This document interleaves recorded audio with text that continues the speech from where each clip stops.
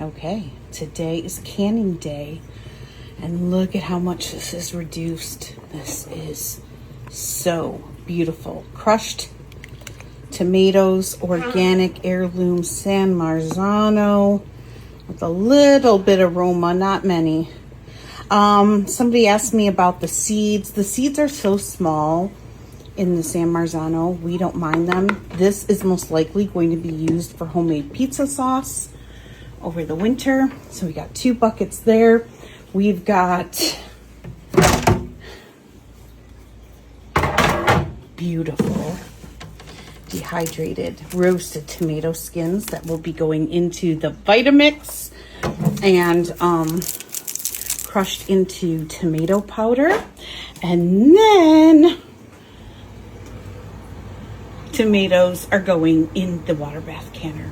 After that, we're going to start, well, while this is processing, because it takes 45 minutes for crushed tomatoes, for quarts, I will be chopping and getting pears ready for bourbon vanilla pie, bourbon vanilla pear jam. And then I'm going to make a pie with anything that I might have left over. I'm going to try to stash 8 to 10 pears to the side where I can make a rustic, simple pear pie for dessert tonight. But anyway, that's what I got going on today. Who else is canning? Let me know. I've got 7 in. I can bring that up to a rapid boil. I've got 5 more ready to go in next. And that is going to be some beautiful sauce this winter. Don't judge my Vitamix. She is used and abused for the past 10 years. I use her all the time. She a little beat up. Okay, this is 1 tray of roasted tomato skins. This is what most people just throw in the garbage. If you throw it in your dehydrator, you can grind it into tomato powder. So this is just 1 tray out of 6, all right? So we're just gonna go ahead and we're gonna chop this up.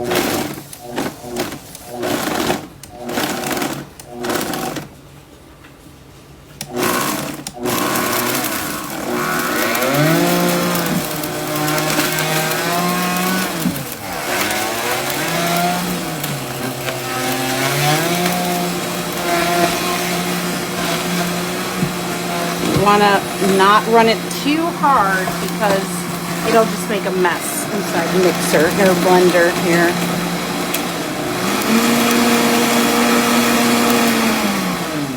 Okay, so when I get it down to there, I just go ahead and I add some more in. So we're just gonna take our little tamper out.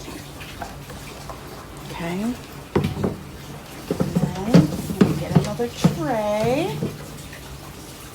Just right here. Okay.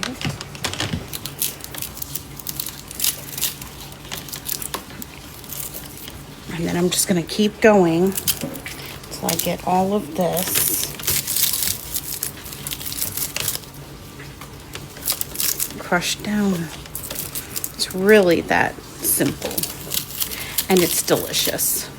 You will love having these for soup, stew, chili, rice, sauce, just anywhere where you want an extra kick of tomato. This is a great learning. Come on up here. I'm doing a little video. This is a great learning opportunity. Doesn't happen very often, so not that I get excited when it happens, but it's a great learning opportunity when it happens. Okay, so we put our jars in the canner, and one of our jars exploded. Now, you can try to find hairline cracks in your jars. Eric washed them up for me. He doesn't know how to inspect them quite as well. He's learning though. He's a pro. But one of our jars exploded.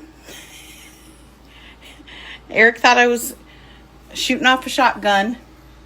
That's what it looks like. So what I'm going to do is I'm going to spin you guys around. I can tell right now it's the center jar, and that was my vintage because I do use some old vintage jars. So now, Eric, I'll let you crack it away from you.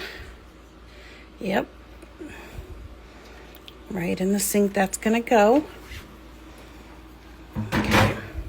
So now sometimes when a jar cracks, the top of it will be intact and the bottom is where it cracks off.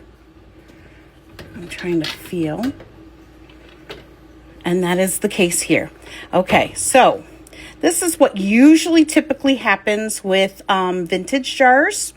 You will get a whole jar, and what happens is the bottom falls out. And I don't see any crack.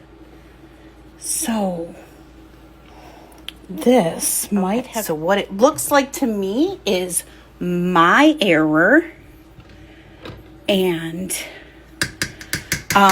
this is part of just my hands being weak and Eric helping me. Like right now I'm cutting, half a bushel of pears.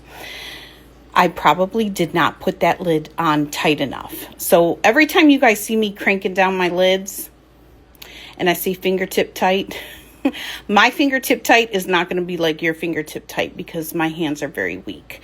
So, and my hand is very swollen today. As you see, look how big my finger is. So it looks like I just did not crank down on that enough, but that's good because that means that our jar is okay. And you did inspect them very well, Eric, so you did a good job. This sometimes happens. I made a big mess because we're going to have to actually, we're going to have to drain this. So I'll drain all that. We'll wash everything up. That'll get drained. We'll start a new pot. I'm over here working on my 30-quart bowl, and there is my pears. So lots going on. That usually doesn't happen. I'm very sad because I lost a jar of homegrown organic San Marzanos, but you know what? In the grand scheme of things, life is good. No one was hurt. No jars were hurt in the process. And make sure you tighten those lids down. Okay, there are my tomatoes. And this is my pear jam. So this has some homemade bourbon vanilla in it. A little bit of cinnamon. Just a touch of nutmeg. I don't like to be able to taste the nutmeg. I just want it as the back flavor. I don't want too much cinnamon because too much cinnamon in pear jam tastes like apple pie jam.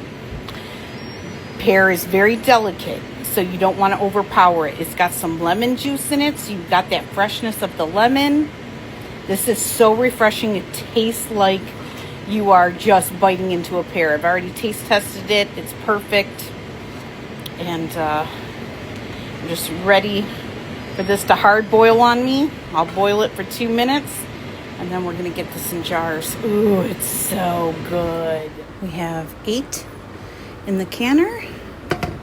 We have 3 more there. So that batch gave us 11.